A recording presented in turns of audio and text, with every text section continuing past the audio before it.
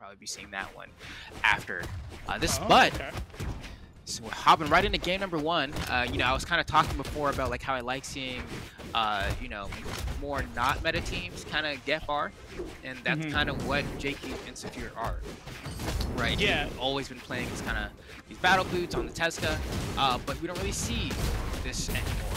It's really only beautiful back-to-back destruction coming out from Jakeyy and Saphir there. What do you even say to that, right? Like, you just got obliterated. I mean, such good awareness from Saphir and Jakeyy, knowing that those strings were going to end, just setting up the side sync both times. But yeah, and this double Teros we've talked about being extremely meta, and we have a Tesca sort of shaking things up. We have Ulgrim, of course. Oh my god. But right now, Red Team, well, why talk about the meta when Red Team is just really, really dominating? Jakeyy's just so good at following up off Saphir. Yeet. No way, no way. Oh, he didn't stand close enough. They had something cooking there. I can see it. But Jakeyy's like, anyway, he gets the read on the dodge and gets the side air, and that's just going to be the stock. Ground pound if you want, but you don't need to. Jakeyy and Saphir complete a 6-stock destruction, obliteration, conflagration, every type of just like falling to piece on fire word that you can think of just happened here. Immolation. I gotta go through like obliteration, warlock like skill tree. I just gotta look at every skill name and just start saying it, because that's what we just saw. That was insane. Yeah, please show us the replays, because that was mostly just a clip again, and this is just 2 in a row. The same setup there. Oh my god. And then Jakeyy with an incredible edge guard here on J44L, not giving him any room to breathe. Okay, we're getting into game 2. So we could have watched that for a while. Yeah, so this is why the number 2 seed is the number 2 seed, right? Like, such clean confirms, really showing, I mean, a potential weakness of double Teros in that they can get rushed down. They're a bit slower than, oh my god, some of the other teams.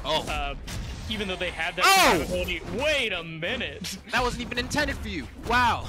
Sometimes that's how it goes. Sometimes that's how it goes. Wow. Okay. And a team dunk. That's not what you want. Despite an explosive start, Jakeyy and Saphir keeping things a little bit closer, falling behind now. But I still believe it's really interesting watching the positioning. Oh, it's gonna be bad for Saphir. Okay. Reversal on that. Good recovery. And wait. Oh no. Getting it with the. Oh no! Wait. Okay, Saphir makes it back. Yeah, almost getting knocked out there by the stage spike. But yeah, just some demonic angles. Yeah, for real.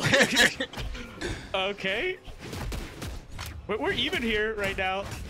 Jakeyy trying to get stuff started on the battle boots. Reversal attempt there. Oh, but gets it on Saphir there.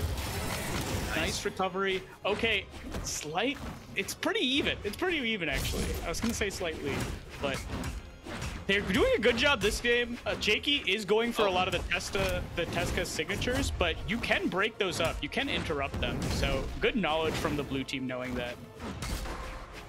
Yeah, I'm kind of hoping that we see Saphir hop back on the axe really quick, and I think that's actually what his next spawn is going to be, because I see that as the most powerful combination right now. It ends up being like, well, I mean, he's gone now, so we won't be able to see it. Saphir, what happened, man? But yeah, oh my gosh. Jakeyy's here to do it all. Has 2 stocks though. He might be able to do it. Yeah, this is gonna be difficult. I always forget that there's no stock steal. Right, exactly. You can't share. You got to do it all by yourself, which does lead to some, you know, pretty wild esports moments when they do happen. But more often than not, the person who's all by themselves kind of struggles to make it happen. And it depends on the weapons they have too. I feel like battle boots might be a pretty solid one to try and make this happen. But on the other side of things, like, gauntlets are also pretty decent. It's just some of their attacks can take a little while, and especially in a 2v1, you don't want to get like punished for hitting. Oh, he missed it. Oh, okay. That's how he got the touch. That's rough. That's rough. Yeah. And that's where that speed stat comes into play. Like, if he had 1 more speed, he probably would have gotten that wall touch. Jakeyy was also starved for eons there. Just could not get a weapon. Perfect 2v2 potential by the blue team. You know, just making sure that Jakeyy had no idea where the gauntlets and boots were coming from, and Yeah, I mean, really good response after a 6-stock. That's the thing. I mean, we forgot that this team just performed a reverse 3-0 in winners quarters. So they have the potential to just win this set, even though Jakeyy and Saphir started off the literal best way you could start off a set. Yeah, no, they, it's interesting how quickly the tides can turn, right? Yeah. So hopefully, I still like the axe and the gauntlet setup for Jakeyy and Saphir. I think the boost is good as well, but really it's a lot of like waiting for either that, an end light or a side light nair, and then Jakey's able to follow up with either like a side air or a recovery. Oh! D-lag reverse side air is a true combo on boots as well, so you really do get to like... I really like that setup too. It was just throwing him back into Saphir. Oh, and okay, double KO. Love to see it. Okay. When they successfully do kind of like what this comp is designed to do, it's really hard to stop them. Okay, but we'll see just what the answer is going to be here.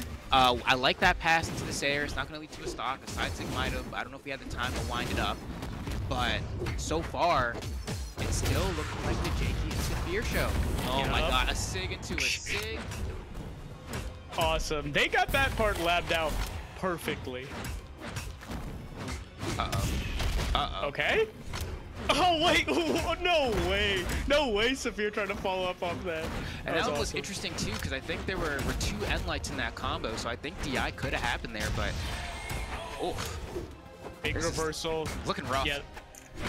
No, it is. And, yeah, blue team did take advantage of a little bit of an overextension by red team, getting that hammer recovery there.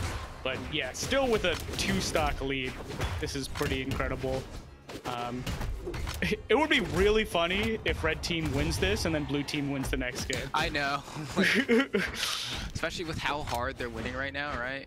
And how hard they won before. Oh, okay, that's it, yeah. And that's the game. Okay, cool. So, very convincing response. It's just so... For sure. So bizarre. But, I mean, hey. They're doing the thing. They're doing the thing. And that's what we expected to happen, which is why it's so wild that blue team won that second game. Oh, again, the double sig setup. So sick. Axe and light. So what was this? Okay, just a very extended edge card here. All right, getting into game number 4. We never get to go to Suzaku Castle, so this is cool. Yeah, I feel like I've rarely seen this, huh? Why is that? An island instead. I don't know. I feel like the guess, or my guess, is probably just the wow, that KO'd. So we got some decently low ceilings, right?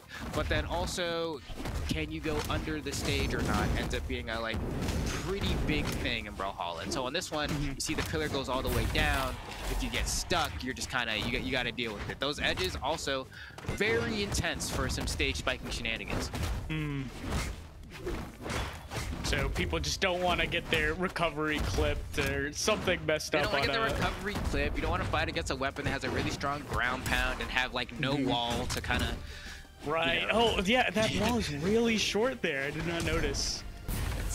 Oof. Yeah, you get the recovery there. You see that recovery KO like pretty early, and when you're used to a stage like Fortress of Lions, where the ceiling can feel so high at times, it's like, well. So this is almost like the this is almost like the Yoshi's Island, where it's like the high variance, like. Yeah. Ish, yeah. I would say that used to be Small Brawlhaven, which has now been kind of replaced with Small World's End. But this one is probably like the second closest we have to like Yoshi's as far as like KO boxes. Right. But we're looking pretty even here, and I feel like in my headcanon, the blue team kind of likes the higher variance earlier knockouts. Oh yeah, they love it. Yeah. We love it. You know, they're here to go ahead and abuse that side. Team right now will KO, and that's any sig honest from either of these guys will probably be enough. I mean, red team needs to get chunked a little bit more. We saw how quickly that side air became an instant train. Wow, that weapon throw was ridiculous. What was he trying to do there? Yeah, I have no idea. He stuffed out that side air. I don't know. He was cooking something. I don't know. Yeah, but if they get this knockout on Sosa, that's curtains for the blue team. Okay, wait. I like Went for it all. Wait. Okay. Wait, resources here? Just dodged down to go for the side air. It's pretty. Jakeyy is feeling confident. But I mean, this is actually really close, right? Like if Saphir gets caught off right now, it's a 2v1 for Jakeyy again. And Saphir knows that playing super safe near the ledge. Oh my god, going for an ult on Sosa. That was guaranteed. No way. And now 2v1. This is Saphir. That's one. Wait. Now you gotta get Saphir. This is your time to get Saphir. You can't be patient. Really important. But Saphir's really just important. throwing his weapon straight up. It's so hard to get past a rocket lance weapon throw. It's just so wide, and that's gonna be game. Yeah, D-Light Double weapon Sayer. throw. What No are y'all way. doing? Just double weapon throw. Okay. Kind of Swear to playing with God. their food a little bit. Wait, Saphir dashing to the other side, saying, "Please do not knock me out." But yeah, They get it. They clean it up. They pick it up. Has to go a little bit longer than they need to, but they're able to go ahead and secure, I guess, a 3-1. Yeah, I don't know. Outside of that one game, Sosa and J44L really didn't look like they had much to say. Yeah, that one was good for them. But